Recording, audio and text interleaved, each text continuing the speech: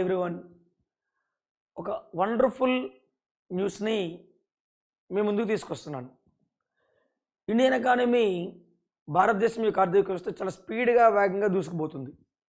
13.5% growth rate 13.5% growth rate రావడం జరిగింది. యాక్చువల్గా మనకు మొత్తం మన ఫినాన్షియల్ ఇయర్ వచ్చి April 1 to March 31. April 1 to March 31. April 1 to March 31 అనే ఫినాన్షియల్ ఇయర్లో Q1, Q2, Q3, Q4 అనే 4 క్వార్టర్స్ ఉంటాయి.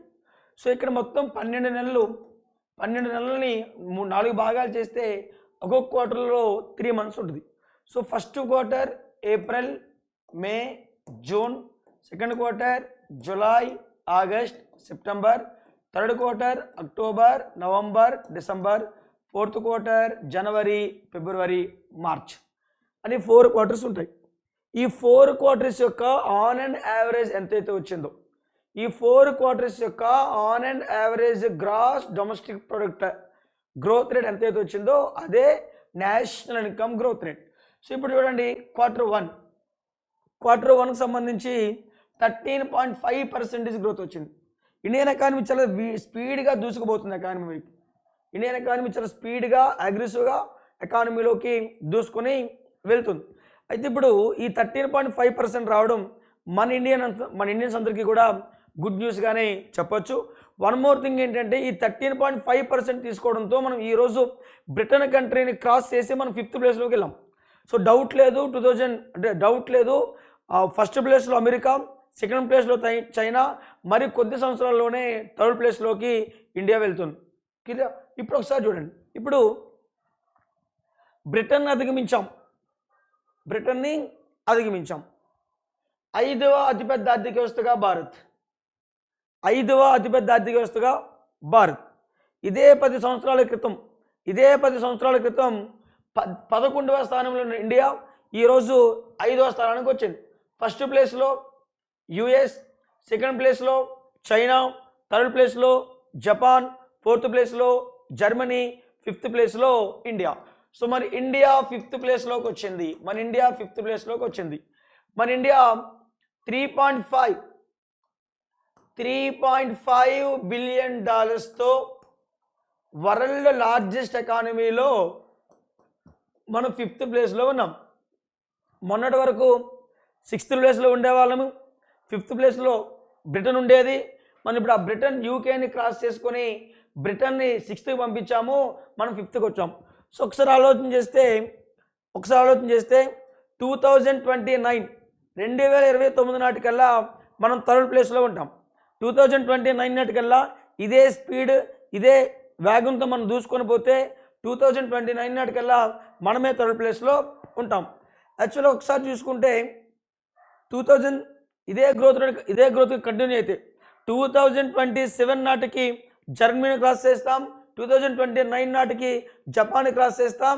రాబోయే రోజుల్లో ప్రపంచంలో అతిపెద్ద ఆర్థిక వ్యవస్థలో భారతదేశ ఆర్థిక వ్యవస్థ టాప్ 3లో ఉండబోతుందని చెప్పేదానికి చాలా ప్రౌడ్గా చెప్పడం జరుగుతుంది. సో ఇదేమైనా భారతీయులకి చాలా గుడ్ న్యూస్ అండి. అయితే ఇప్పుడు 13.5% వచ్చినా చాలామంది డిసప్పాయింట్గానే ఉన్నారు. 13.5% గ్రోత్ వచ్చినా చాలామంది డిసప్పాయింట్గానే ఉన్నారు. ఎందుకు డిసప్పాయింట్గా ఉన్నారంటే, అందరూ కూడా మోర్ దెన్ 16% వస్తుంది అనుకున్నారు. రిజర్వ్ బ్యాంక్ ఆఫ్ ఇండియా 16.2% వస్తుందని చెప్పి ఫస్ట్ క్వార్టర్ గ్రోత్ని ఫోర్కాస్టింగ్ చేసింది.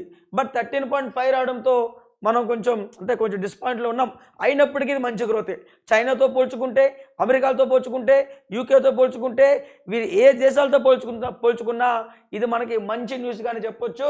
13.5% గ్రోత్ అనేది ఇట్స్ నాట్ ఈజీ మ్యాటర్. క్లియరా? సో ఒకసారి మీరు ఆలోచన చేస్తే, కోవిడ్-19 సెకండ్ వేవ్లో అన్ని కంట్రీస్ షట్డౌన్కి వెళ్ళాయి. కోవిడ్-19 సెకండ్ వేవ్లో అన్ని కంట్రీస్ మ్యాక్సిమం ఆఫ్ షట్డౌన్కి వెళ్ళాయి, మ్యాక్సిమం లాక్డౌన్కి వెళ్ళాయి. కానీ మనం మాత్రం కర్ఫ్యూస్ పెట్టుకొని red alert, green alert, red zone, green zone అని చెప్పి మనం జోన్స్ని బైఫర్కేట్ చేసుకొని అన్ని ఎకనామికల్ యాక్టివిటీస్ని కంటిన్యూ చేశాం కాబట్టే ఇంత గ్రోత్ వచ్చిందని చెప్పి చెప్పొచ్చు. అయితే 13.5% గ్రోత్ మంచిదేనంటే అబ్సల్యూట్లీ మంచిది. యాక్చువల్గా మనం ఈరోజు 8 to 8.5% గ్రోత్ రేట్ కానీ మనం కంటిన్యూ అయ్యామా, ఇప్పుడు కానీ మనం ప్రతి సంవత్సరం 8 to 8.5% గ్రోత్ రేట్ కానీ కంటిన్యూ అయ్యామా, ఖచ్చితంగా ఇండియాలో ఉండే యంగ్స్టర్స్ అందరికి కూడా ఎంప్లాయ్మెంట్ అనేది ఈజీగా రావడము జరుగుతుంది. మరి జీడిపి అంటే ఏంటి? మీ అందరికీ తెలియని క్వశ్చన్, ఒక పెద్ద క్వశ్చన్ ఏంటమ్మంటే జీడిపి అంటే ఏంటి? What is GDP?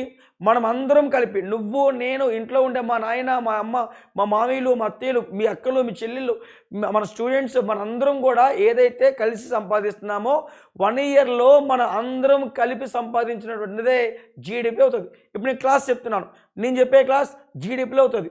అట్లానే మీరు ఫీజు కట్టారు, ఇన్స్టిట్యూట్ డబ్బులు వస్తాయి, ఆ ఇన్స్టిట్యూట్కి వచ్చే డబ్బులు జీడిపిలో పార్ట్ అవుతుంది.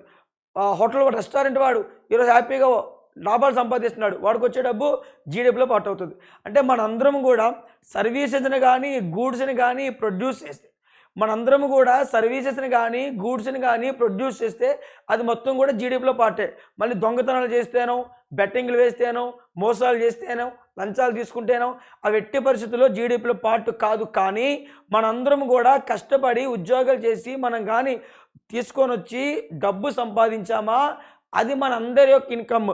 So GDP is also nothing but Indians ఇన్కమ్మే ఈ జీడిపి. అయితే ఇప్పుడు ఈ జీడిపి అనేది ఫస్ట్ క్వార్టర్లో 13.5% గ్రోత్ వచ్చింది. అంటే ముందు క్వార్టర్తో పోల్చుకుంటే ఈ క్వార్టర్లో 13.5% గ్రోత్ వచ్చింది. అసలు ప్రపంచంలోని ఇంత ఎక్కువ గ్రోత్ ఏ దేశానికి రాలేదు, మన దేశానికి వచ్చింది. It's really proud to say. యాక్చువల్గా మీకు తెలుసు, America, China, Ukraine countries present రెసెషన్లో ఉండి వాళ్ళు సింగిల్ డిజిట్ గ్రోత్ కోసమే తంటాలు పడుతుంటే మన ఇండియా మాత్రం 13.5% గ్రోత్ని తీసుకోవడం అనేది చాలా వండర్ఫుల్ థింగ్గా మనం చెప్పొచ్చు. So now we're in fifth place. There is no doubt at all. ఇదే సినారియో, ఇదే ట్రెండ్ కానీ కంటిన్యూ అయితే by 2029 we're in third place. అయితే ఇక్కడ ఒక చిన్న కాంప్లికేటెడ్ అంటే, ఇండియన్ ఎకానమీ ఎంత వేగంగా అభివృద్ధి చెందుతున్నా మ్యానుఫ్యాక్చరింగ్ సెక్టార్లో మాత్రం మనకి కొంచెం డిసప్పాయింట్ న్యూసే వస్తుంది. ఈ మ్యానుఫ్యాక్చరింగ్ సెక్టార్ అనేది పెరగకపోతే మన ఎంప్లాయ్మెంట్ని ఎట్టి పరిస్థితుల్లో కూడా జనరేట్ చేయలేం. ఈ మ్యానుఫ్యాక్చరింగ్ సెక్టార్లో 4.8% గ్రోత్ మాత్రమే ఉండడం, 4.8% గ్రోత్ రేట్ మాత్రమే ఉండడం అది అందరినీ కూడా కొంచెం ప్యానిక్కి తీసుకెళ్తుంది. ఎందుకంటే మ్యానుఫ్యాక్చరింగ్ సెక్టార్ బాగున్నప్పుడే ఎంప్లాయ్మెంట్ జనరేట్ అవుతుంది. మ్యానుఫ్యాక్చరింగ్ సెక్టర్ బాగుంటే ఎంప్లాయ్మెంట్ జనరేట్ వస్తుంది.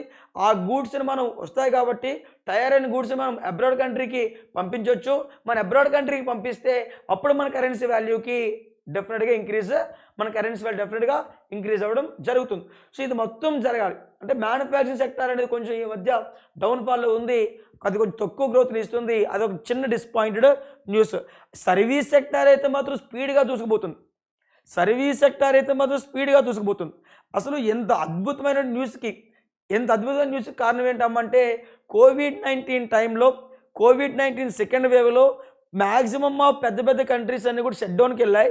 మనం మాత్రం షట్డౌన్కి వెళ్లకుండా కర్ఫ్యూస్ పెట్టుకున్న తర్వాత మనం ఏం చేస్తాం, చాలా వండర్ఫుల్ కన్జ్యూమర్స్ అందరం కూడా వస్తువులు కొన్నాం, సర్వీసెస్ ఎంజాయ్ చేస్తాం, అందరూ ఎంప్లాయ్మెంట్లోకి వచ్చిన తర్వాత మన గ్రోత్ 3.15%కి చేరింది. సో బ్రిటన్ని అధిగమించాం, 5వ అతిపెద్ద దేశంగా భారతదేశం. So there is no doubt at all 2030కి మనమే ఫస్ట్ ప్లేస్లో ఉంటాం.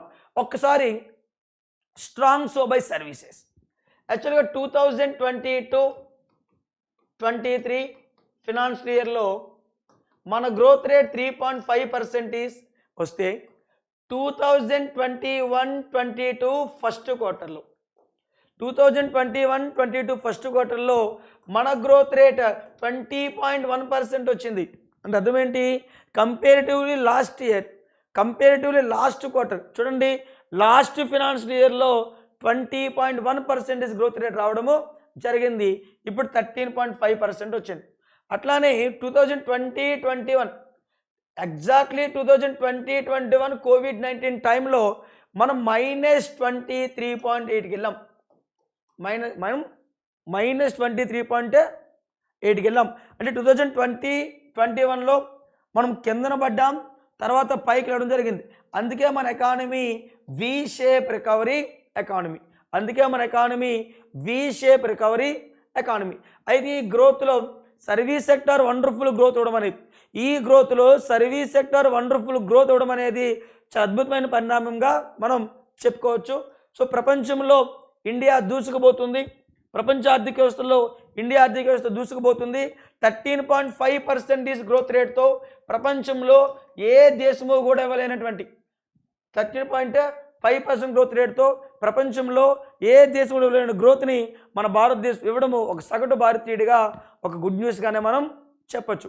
అయితే మరి ఇప్పుడు 2021-22లో 2021-22లో 20.1% వచ్చింది కదా, 20.1% వచ్చింది కదా. మరి దానికన్నా ఇదెందుకు బెటర్ అనుకుంటే 2021-22లో 20.1% అర్థం ఏంటి? ముందు ఇయర్ 2020-21 ఫస్ట్ క్వార్టర్లో మనం ఒకేసారి కిందను బట్టి పైకి లేచాం. కానీ ఇక్కడ ఏమైంది? పైకి లేచిన తర్వాత మళ్ళీ పైకి వెళ్ళాం. చూడండి, ఇక్కడ కిందన పడ్డాం, కింద ఎంత -23.8, పైకి లేచాం ఎంత +20.1, తర్వాత ఏం చేసాం? ఇంకా పైకి వెళ్ళాం 13.5%తో.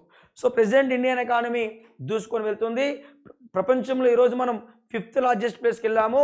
2029 నాటికల్లా మనమే థర్డ్ ప్లేస్లోకి ఉంటాం. ఇప్పుడు question of the day, question ఎట్లా అడుగుతాడు? So identify the correct order of largest economies. 1 America, Japan, India, China, Germany. B Japan, India, China, Germany, America.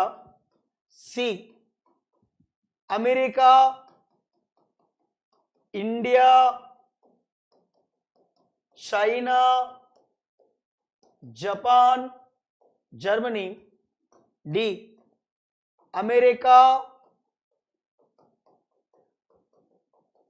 China, Japan, Germany, India. So ఇది క్వశ్చన్. ఈ క్వశ్చన్కి answer ఏందో please comment.